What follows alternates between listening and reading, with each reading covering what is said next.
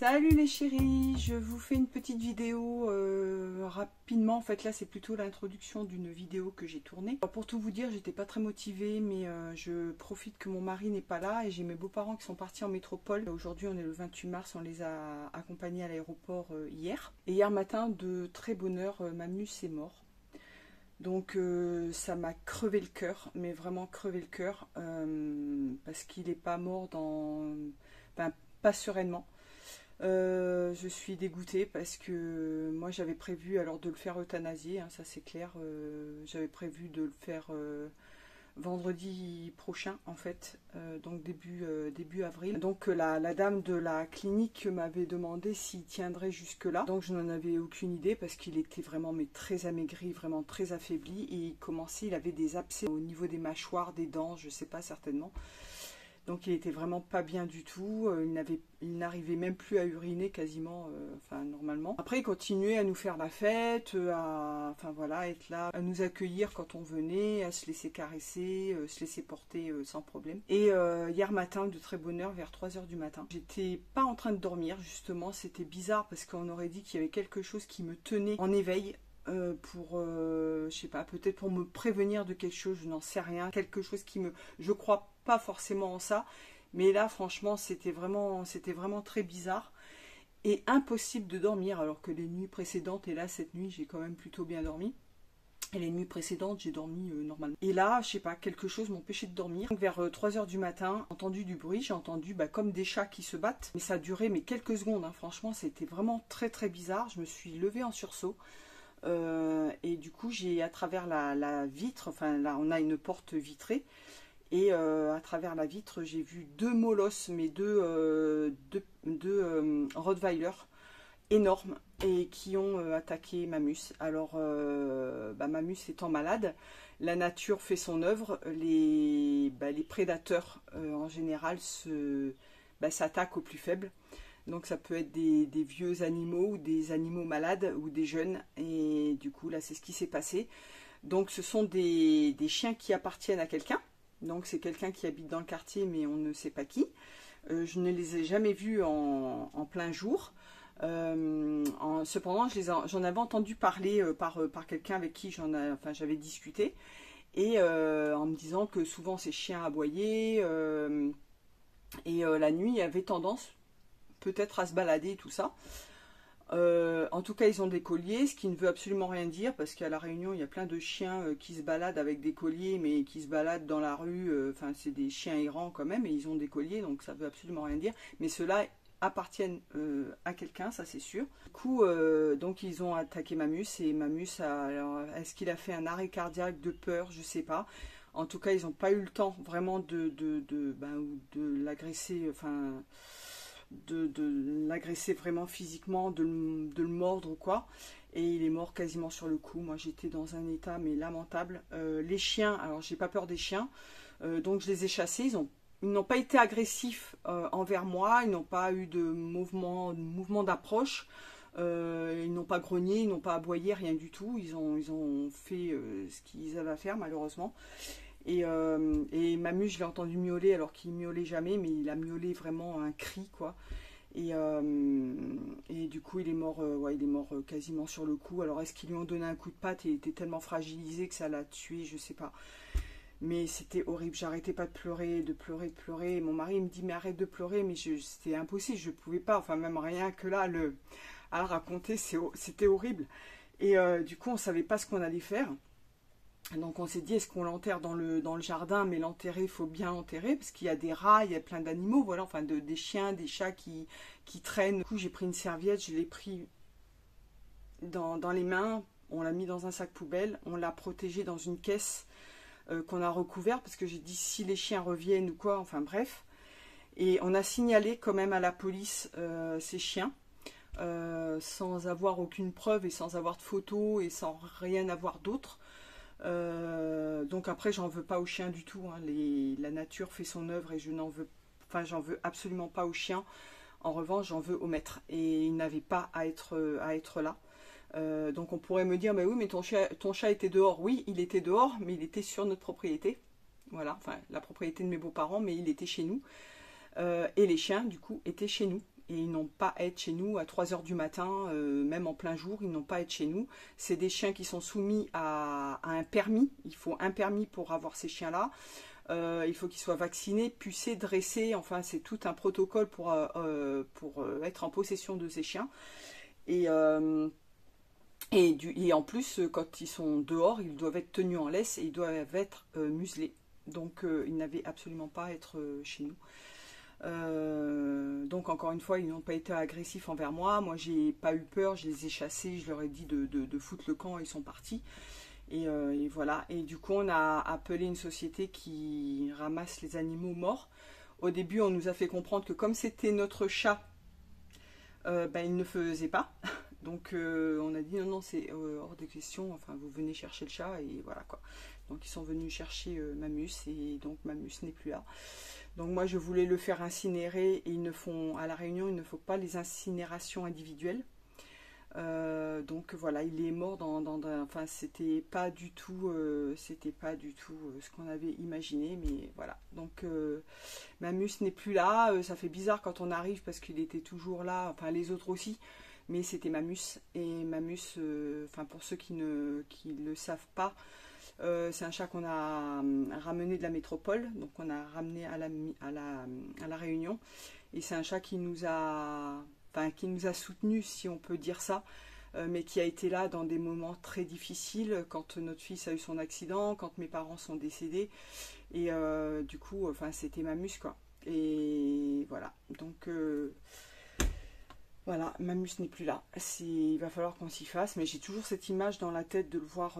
C'était vraiment bizarre, quoi. Bon, je vais reprendre mon souffle. Je n'ai pas fait une intro très joyeuse. Donc du coup, avant le bilan, donc j'ai fait quand même pas mal de choses. Avant le bilan, j'ai fait une petite blouse dans la nappe rouge brodée que j'avais achetée en vide-grenier. Un cheveu qui traîne. Donc j'ai fait une blouse et il me restait du tissu. Donc il faut savoir que cette nappe était ronde ou un petit peu ovale, mais je crois qu'elle était ronde. Et j'ai pris le modèle de ma blouse Bliss, donc je vous mettrai le petit dessin, encore une fois, c'est ce que j'utilise le plus souvent quand je fais du recyclage, des choses comme ça, quand je veux aller au plus rapide, au plus simple. Comme celle-ci, enfin de la broderie, on va dire de la broderie anglaise, mais c'est pas vraiment de la broderie anglaise, c'est brodé, mais c'est pas de la broderie anglaise. Et il y a des trous énormes parce que la broderie anglaise, il y a des petits trous où on peut s'en accommoder. Mais là, les fleurs laissaient des trous, des espaces très importants dans le tissu. Du coup, j'ai fait un petit top avec le reste. Un recyclage, encore une fois, un recyclage de recyclage. C'est pareil, il me restait des espèces de triangles comme ça. De toute façon, je vous expliquerai quand j'ai fait la blouse pendant le bilan couture. Mais du coup quand j'ai découpé la blouse il me restait voilà des espèces de triangles comme ça parce que j'ai découpé la blouse dans le bas de la blouse. Je n'ai pas fait d'ourlet, je me suis servi des festons qu'il y avait au bord de la nappe. Donc il a fallu que je m'amuse à essayer de faire un truc à peu près correct, sachant que la nappe était ronde. Et le bas de la blouse, on va dire qu'il est presque droit. Donc vous voyez un petit peu, c'était pas terrible pour... Enfin, il a fallu que je m'amuse, quoi. Donc du coup, j'en reviens au top. Il me restait donc des parties un peu triangulaires comme ça. Mais je n'avais pas suffisamment pour faire un devant complet et pour faire un dos complet. Ce que j'ai fait, c'est que j'ai positionné sur le mannequin. Vous verrez dans la vidéo, j'ai filmé un petit peu le mannequin au départ. Donc je me suis inspirée de ce genre de choses, voilà, plus ou moins. Et j'ai fait comme d'habitude avec ce que j'avais. Il me restait un morceau de doublure. Donc de la doublure, c'était une tête d'oreiller que j'avais acheté chez Centracor, dont je me suis servi pour faire la blouse. Et il m'en restait un morceau, je m'en suis servi également pour faire le petit haut, le petit top. Et pour faire également, j'en ai profité pour faire les liens. Donc j'ai positionné sur le mannequin, plus ou moins, j'ai essayé de voir ce que je pouvais faire. Et les morceaux, j'ai ajouté les morceaux pareil, essayé d'utiliser au maximum les chutes que j'avais parce que sinon je savais pas trop quoi en faire. J'ai ajouté les morceaux à mesure que j'avançais vers le dos. Et les lignes sont complètement décalées, donc on n'a pas les lignes de côté qui sont là ou des lignes découpe, en fait, de découpe poitrine. Du coup, on a, comme je vous dis, le devant n'était pas complet, ça arrive plus ou moins ici, et du coup, la couture qui devrait se trouver sur le côté ou éventuellement en découpe poitrine se retrouve quasiment ici. C'est pas grave, au porté, ça se voit pas, comme il y a de l'ampleur, ça se fond un peu dans les plis du tissu, dans l'ampleur du tissu. Voilà, c'est portable, vendable, je sais pas, mais portable en tout cas, c'est sûr. Et puis je me suis amusée, voilà, à faire un petit truc assez sympa. Donc je vous laisse la vidéo. Je vous explique plus ou moins ce que j'ai fait. Ah oui, il faut que je vous explique. Je n'ai pas de micro. Donc j'espère que le son va pas être trop dégueulasse. Parce que figurez-vous que j'ai mis, je crois que c'était après une robe de ma belle-mère. Je voulais absolument terminer la robe, il était assez tard. Et j'étais fatiguée, j'ai dit à mon mari, est-ce que tu peux ranger mon ordinateur que j'avais descendu et la boîte de mon micro. Sauf que le micro, je l'avais laissé sur mon t-shirt. Et le soir, je me suis déshabillée et j'ai mis le t-shirt au sale. Enfin, dans la machine à laver, sans enlever le micro. Et le micro est parti dans la machine à laver. Donc, je n'ai plus de micro. C'est génial, donc j'ai appelé mon fils qui est en métropole pour qu'il m'en commande un sur Amazon. Alors là, j'ai acheté des doubles qui sont beaucoup moins chers qu'à l'époque où j'ai acheté mon micro. Les prix ont bien baissé. Donc du coup, je me suis dit, bon, c'est pas trop cher, allez, j'en commande. Et comme mes beaux-parents sont partis en métropole, ils récupéreront les micros et pour les prochaines vidéos quand ils reviendront il reste un peu plus d'un mois. De toute façon en ce moment je n'ai que des galères, il n'y a rien de dramatique, bon à part ma muse où ça m'a fendu le cœur, mais sinon il n'y a rien de dramatique, mais les petites galères continuent. Donc voilà, tant pis, c'est pas grave, hein. C'est des choses qui arrivent. Il faudra que je fasse attention la prochaine fois, mais c'est vrai que d'habitude c'est moi qui range mon micro. Dès que je vois que j'ai la boîte, je range mon micro directement. Et là, je lui ai dit, j'étais fatiguée, je dis, est-ce que tu peux monter? Du coup, j'espère que cette vidéo vous plaira. J'essaierai d'incruster également des petits dessins, comme vous avez l'habitude de voir et que je sais que vous aimez ça, si j'ai le temps de les faire. Parce que cette vidéo que je tourne là, il faut qu'elle soit postée vendredi là, qui arrive. Enfin, là, on est vendredi, mais vendredi prochain. Donc, si j'ai le temps de faire ça, je vous montrerai. Par contre, je ne vous montrerai pas comme d'habitude le projet fini. J'essaierai de... De toute façon, vous verrez sur le mannequin que à peu près le délire. Et je vous explique plus ou moins en voix off comment j'ai fait un petit peu j'ai magouillé mon truc avec la doublure, etc. Enfin bref, c'est pareil, j'y allais comme d'habitude un petit peu les yeux fermés. Je n'ai pas de gamme de montage puisque je fais les trucs à mesure que voilà. Je me suis retrouvée à un moment où c'était un petit peu, c'est pas tout à fait ça, mais ça passe. Voilà, c'est portable, c'est l'essentiel. Je vous laisse avec la vidéo. N'hésitez surtout pas à vous abonner, les chéris. À vous abonner, donc vous cliquez ici dans le petit coin sur le logo. Il y a marqué s'abonner, c'est pas compliqué. En dessous là, vous allez voir le pouce, donc c'est le petit pouce bleu pour dire que vous avez aimé la vidéo. Partagez la vidéo si ça vous chante. Et surtout à cliquer sur la petite cloche guiling, guiling, guiling. Ça vous permet d'avoir les dernières notifs, pas tout le temps apparemment, mais généralement ça vous permet d'avoir les dernières vidéos qui apparaissent. Donc si vous êtes abonné, vous avez la cloche qui vous avertit que j'ai une nouvelle vidéo qui est sortie. Donc le pouce bleu évidemment. Et puis voilà, écoutez, je vous laisse avec cette nouvelle vidéo. J'espère que ça vous plaira. Je vous fais des gros bisous les chéris. Ciao, ciao, ciao, ciao. Voici les chutes de la nappe. Donc c'est un peu comme de la broderie anglaise. En fait, elle a été brodée. Je pense que c'était brodé à la main, mais je ne suis pas certaine. Et donc on voit bien sur la vidéo que les morceaux de tissu qui ont été coupés, en fait ça ne suit pas les lignes du corps. Enfin, là j'ai le milieu parce que c'est coupé dans la pliure du tissu, mais du coup les coutures de côté, les coutures de devant ne se joignent pas sur les coutures naturelles si vous voulez. Je vais couper la doublure, j'en ai pas suffisamment mais c'est pas grave, c'est aussi bien.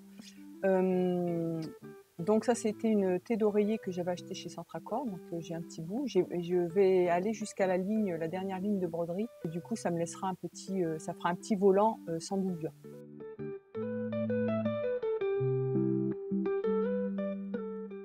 Là, je surjette le bas de la doublure.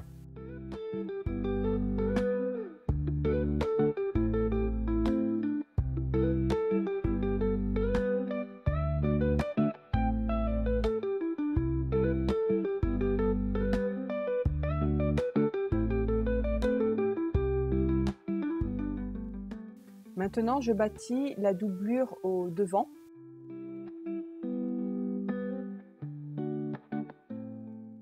Et je vais essayer de maintenir les endroits où il y a des trous.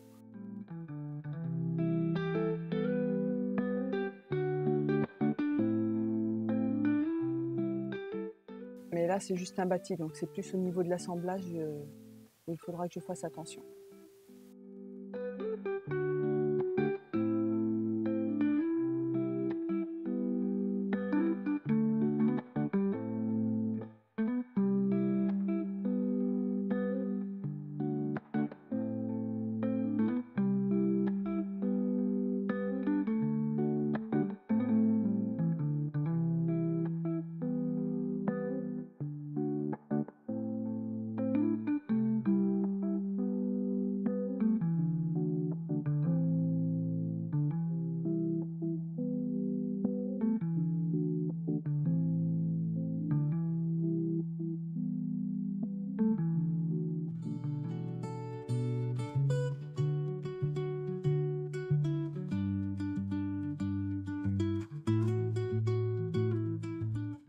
Maintenant, je couds les premiers empiècements côté.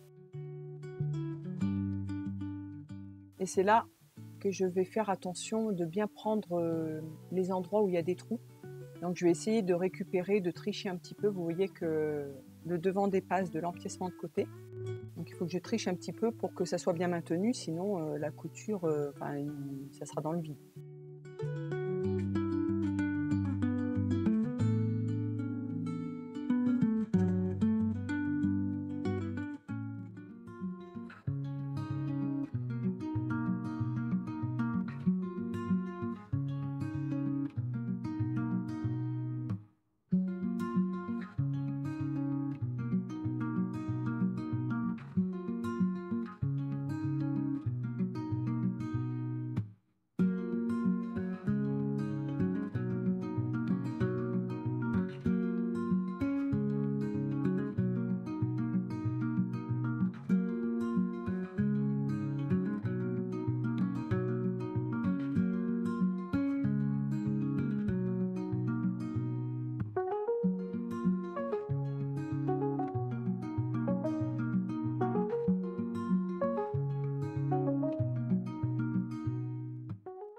On voit bien maintenant que les coutures sont bien prises. Vous voyez que j'ai pas vraiment eu le choix. Je me remets sur la broderie entre guillemets, mais ce qui permet à ce que la couture soit bien maintenue.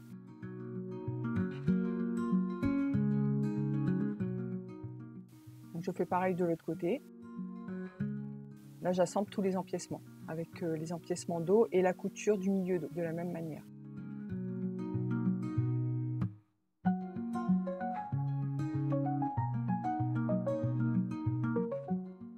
On voit que c'est solide, que c'est bien maintenu.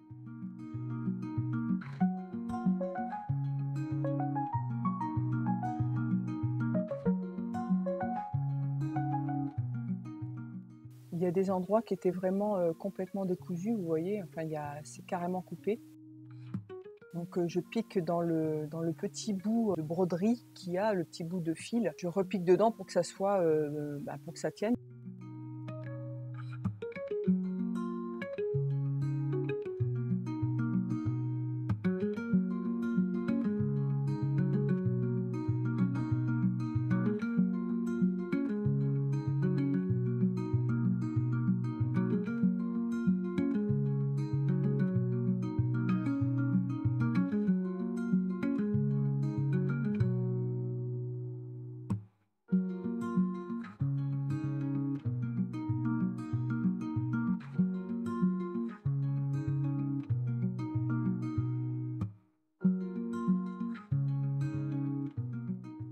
Maintenant, je surjette toutes les coutures que je viens de faire. et ce qui va permettre de bien renforcer, de bien maintenir, parce que comme le surjet, c'est une chaînette, même si c'est piqué dans le vide, c'est pas grave, ça va être maintenu. De toute façon, je suis obligée de surjeter, sinon ça va s'effilocher. Et je fais toutes mes coutures comme ça.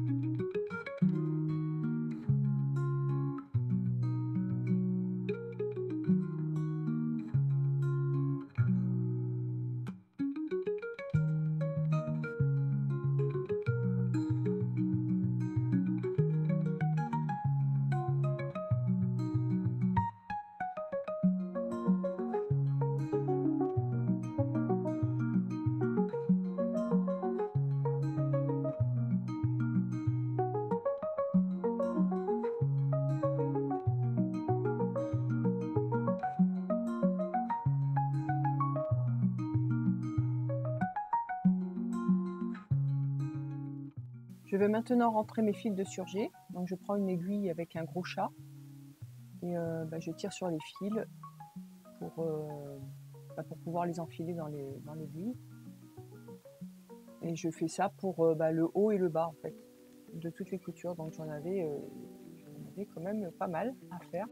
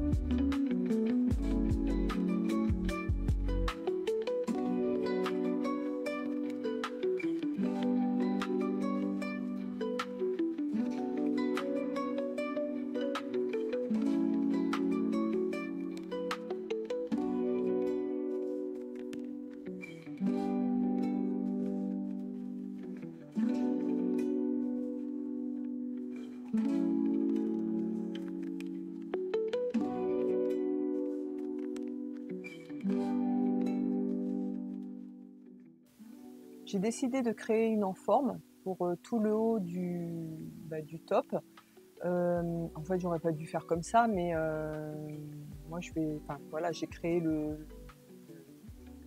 vêtement à mesure, comme d'habitude, hein, un petit peu à l'arrache, sur le mannequin. Je savais pas trop où j'allais, la forme que ça prenait. Et du coup, là, j'ai quand même décidé de prendre une enforme. J'aurais dû peut-être poser un biais tout autour, mais moi, je voulais mettre un élastique dans le dos avec des bretelles. Et du coup, je ne savais pas comment faire, sachant que le devant est doublé, le dos ne l'est pas.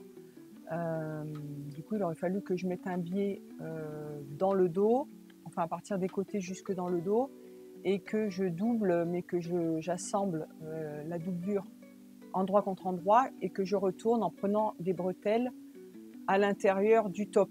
Et les bretelles, je ne savais pas non plus comment les mettre.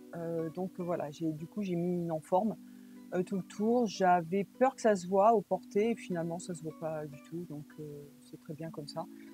Si un jour je refais un modèle comme ça, il faudra que je réfléchisse un peu mieux au montage et aux finitions. Finalement, c'est portable et c'est ce qui compte.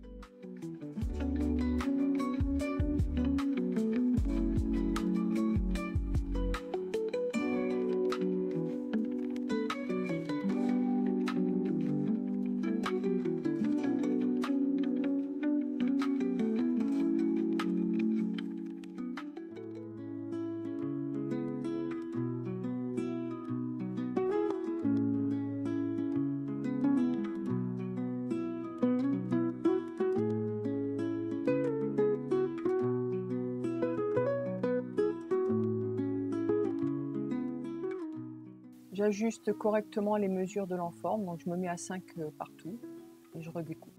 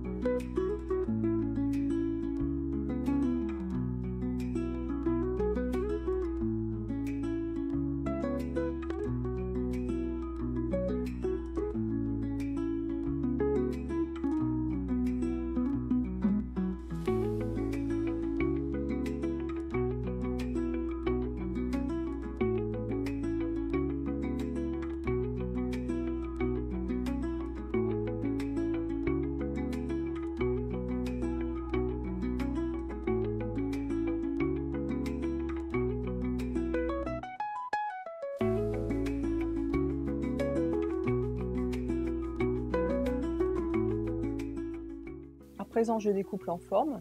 Je ne sais pas si j'ai bien suivi le droit fil, hein. Honnêtement, j'y suis allée un petit peu à l'arrache. J'ai essayé de faire un droit fil droit, mais bon, j'avais pas énormément de tissu, il ne me restait pas grand-chose. Et il me fallait du biais ensuite pour faire les bretelles. Donc j'ai fait avec ce que j'avais comme d'habitude. Donc là, je prépare les enformes pour l'assemblage.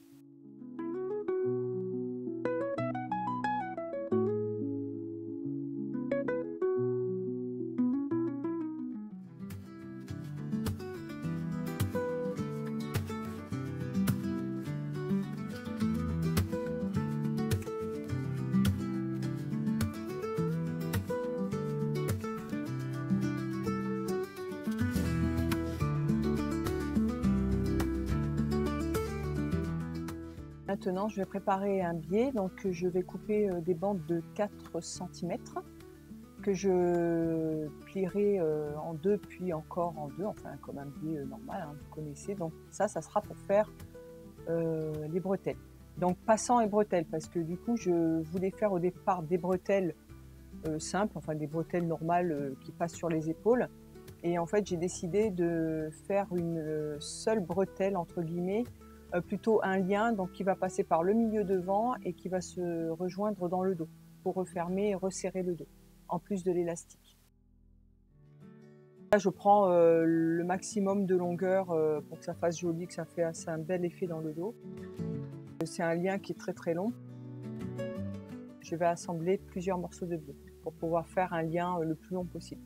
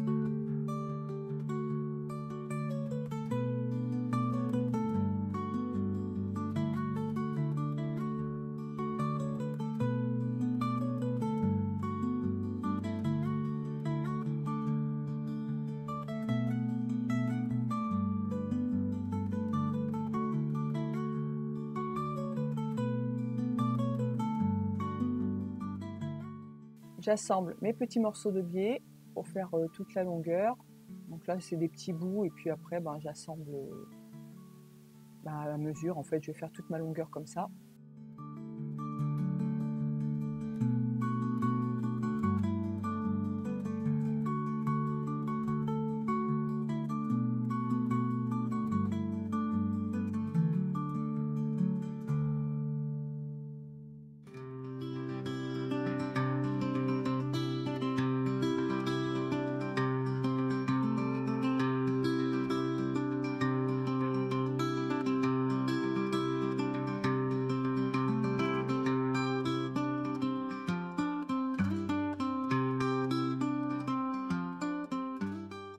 Là, je repasse mon biais et en fait, j'avais créé une espèce de petite goulotte pour protéger mon élastique et qu'on ne le voit pas à l'intérieur du vêtement, puisque c'est un élastique blanc et la dentelle, il y a des trous, donc on aurait vu l'élastique.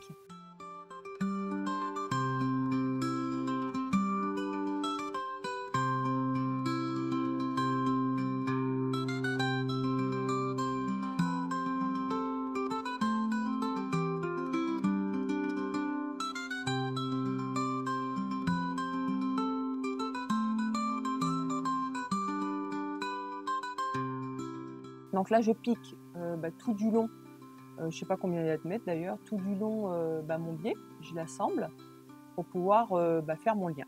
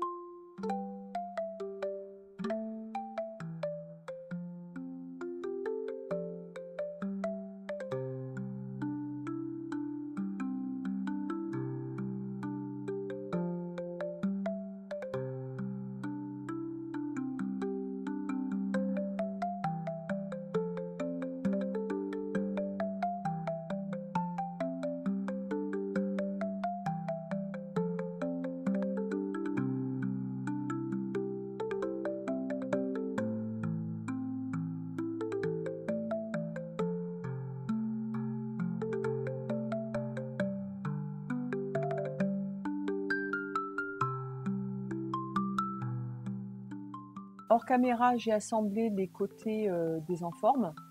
Donc j'ai fait juste un petit surjet et là j'ai surjeté aussi le bas de l'enforme que je vais replier et piquer pour faire un petit rempli de propreté.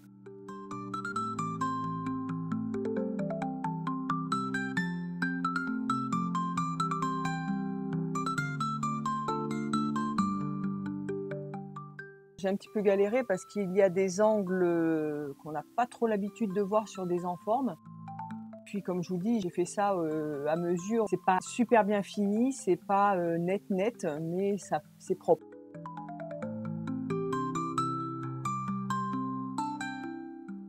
Donc des fois ça fait des petits plis au niveau des angles. Donc j'essaie de faire boire un petit peu, de tout maintenir et après sur l'endroit ça va. Avec un bon coup de repassage, ça passe. Ça visse un petit peu de temps en temps, puis j'avais mon fil qui tirait, parce que c'est du fil bas de gamme encore, hein. J'essaie d'utiliser, comme je vous ai dit la dernière fois, j'essaie d'utiliser toutes mes petites bobines que j'ai. Et du coup sur la machine, ça tire un petit peu. Mais bon, après je vous dis, c'est un essai, c'était pour utiliser mes chutes de tissu.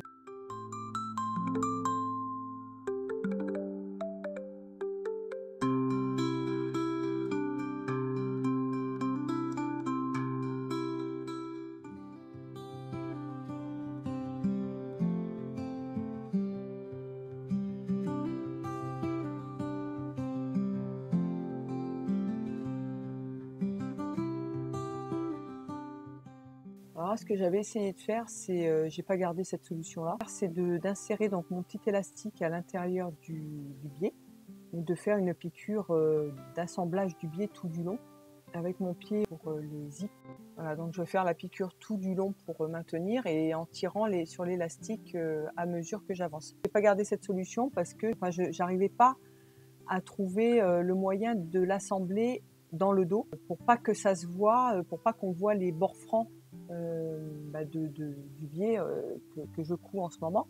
Donc il fallait que je l'insère entre l'enforme et le vêtement. Ça n'a pas fonctionné, je n'arrivais pas à trouver la solution. Et en fait, je m'étais cassé la tête pour rien parce que la solution que j'ai trouvée après, c'est pas forcément très propre non plus parce que je l'ai fait encore une fois à mesure. Rien n'avait été calculé pour que ça soit bien fait. Mais bon, c'est la solution, j'ai fini par la trouver. Là, j'ai fait, enfin, là, ce que je suis en train de faire, je l'ai fait pour rien. Mais je préférais vous le montrer quand même.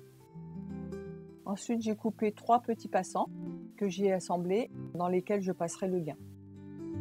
Et que j'ai placé donc un sur le milieu devant comme je vous avais dit et 2 dans le dos au niveau des coutures pinces du dos.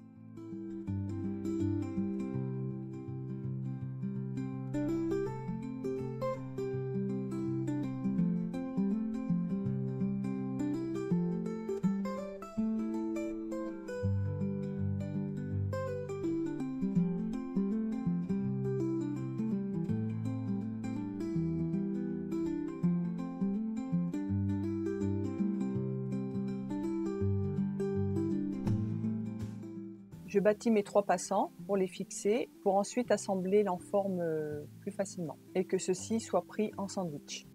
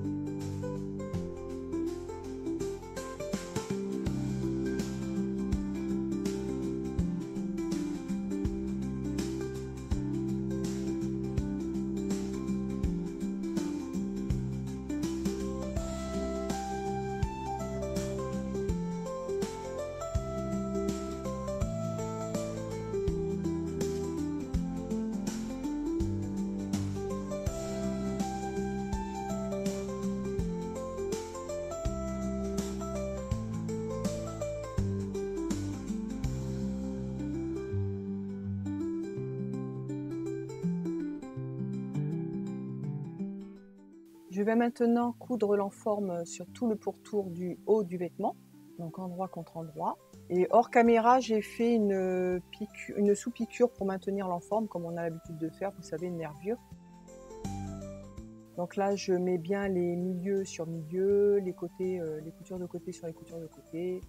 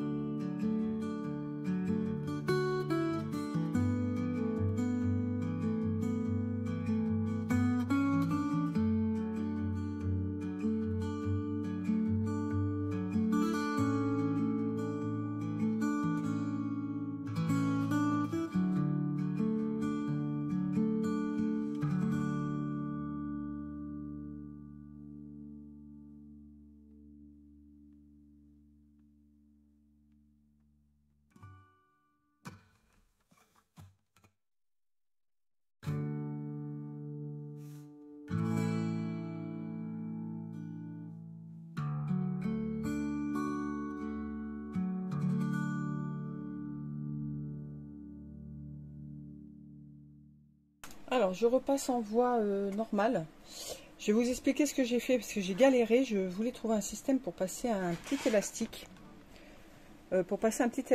Alors, ce que j'ai fait, c'est que au niveau de l'enfant, alors ça fronce un peu. C'est pas extraordinaire, mais ça va le faire quand même une fois bien repassé. Et ce que j'ai fait, du coup, c'est que donc j'ai assemblé l'enforme et après j'ai mis un petit biais comme ça. Donc j'ai bien dégarni, j'ai assemblé un petit biais. Alors là, il n'y aura pas de finition, mais c'est vraiment pas grave parce que je fais un essai, je ne savais pas du tout où j'allais. Et du coup, je l'ai assemblé. Je l'ai assemblé après avec l'enforme. Donc j'ai assemblé d'abord l'enforme, après j'ai assemblé le biais. Et là, je vais le retourner comme ça. Je vais le replier. Et là, il y aura une piqûre au niveau de l'enforme, mais ça sera à l'intérieur. Et je pourrai glisser mon élastique après à l'intérieur. Ça va me faire un petit tunnel. Et ça va cacher en même temps la couture qui est ici. Voilà. Donc la couture qui est sur tout le devant, enfin à partir du côté sur le devant, on risque de la voir apparaître de temps en temps. Mais j'ai quand même bien dégarni. Et même au pire, je verrai peut-être de faire une surpiqûre tout autour. Je ne sais pas, je vais voir. Donc là, il faut bien que je repasse. Attendez, alors je vais vous montrer. Après, il n'y a pas trop d'endroits. Voilà, c'est ici par exemple. Là, quand ça va être retourné. Ben non, bah là, de toute façon, je tombe sur le biais, là où il y a le biais. Alors là où il n'y a pas le biais, il faut que je vous montre. Voilà. Ici, donc là, il y a un petit trou. Et là, on verra la couture. Mais j'ai pas vraiment le choix, en fait. J'ai pas vraiment le choix. Donc voilà. Après, ça s'effiloche pas énormément. Mais sur l'endroit, voilà. Bon, après, je pense qu'il va falloir mettre le nez dessus. Et je vous dis, il n'y a pas beaucoup d'endroits où c'est où il y a des trous, en fait. Où il y a les trous de la dentelle. Il y en a un petit peu ici. Là, il y a la doublure, donc ça se voit pas. Ouais, ça va être vraiment sur un tout petit morceau. Voilà, sur deux petits morceaux, on va voir. Voilà, ici. Mais bon, ça se verra pas, je pense que ça se verra pas tellement sur l'endroit. Ben non, là encore, c'est encore le biais, donc ouais, je pense qu'on va quasiment pas le voir. Donc là, je vais me mettre sur l'envers, si je dis pas de bêtises, pour abattre mon biais, voilà.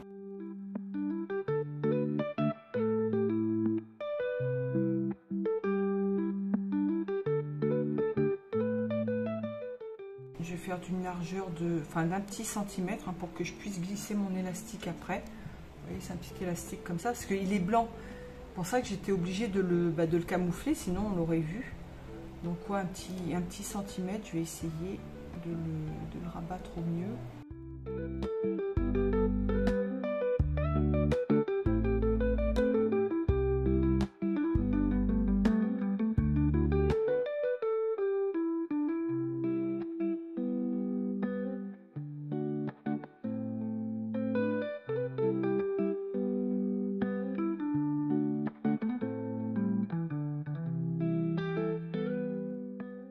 Je sais même pas si je peux pas le glisser avant.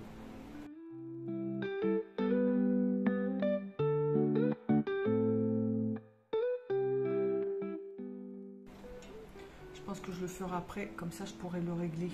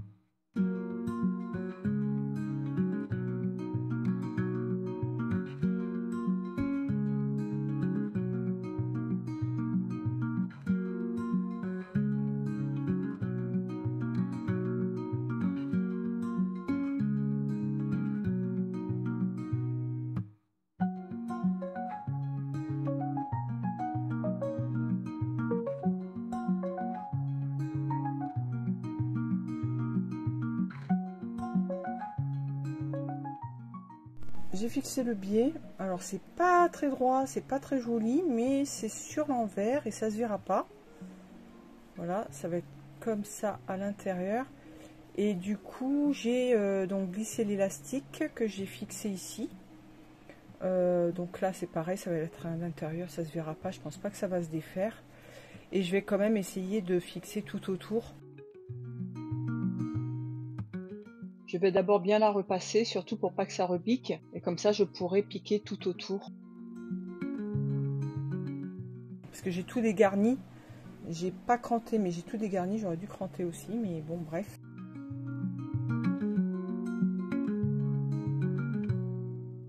Là, ça fait un angle, donc c'est pour ça que c'est pas très joli. Mais une fois bien repassé, bien surpiqué, je pense que ça le fera. Ça sera portable, il n'y a pas de souci. Après, c'est surtout pour faire des photos, des trucs comme ça, pour faire des défilés. Et ça, voilà, ça sera comme ça. Vous voyez là. Ben, on va voir le petit tunnel, mais bon, c'est pas choquant, ça va pas s'effilocher, il n'y a pas de... Là, au début, je ne savais pas comment faire. Et on voyait à chaque fois le biais, mais avec le bord franc. Et du coup, le bord franc, c'était pas terrible. Donc là, je vais repiquer à 1 cm tout autour. Et je pense que ça sera pas mal.